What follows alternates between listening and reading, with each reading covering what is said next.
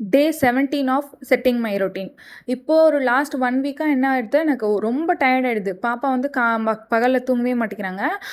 நைட்ல வந்து தூங்கறதுக்கே லேட் ஆயிடுது. அவ கூட சேர்ந்து நானுமே தூங்கிடுறேன்.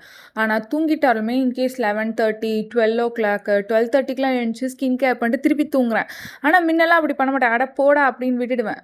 இந்த எஃபர்ட் தான் நான் வந்து ஹிந்தி கத்துக்கிறதுலயும் இருக்கணும்னு நெனைக்கிறேன். ஏன்னா அப்பதான் என்னால சர்வைவ் பண்ண முடியும்.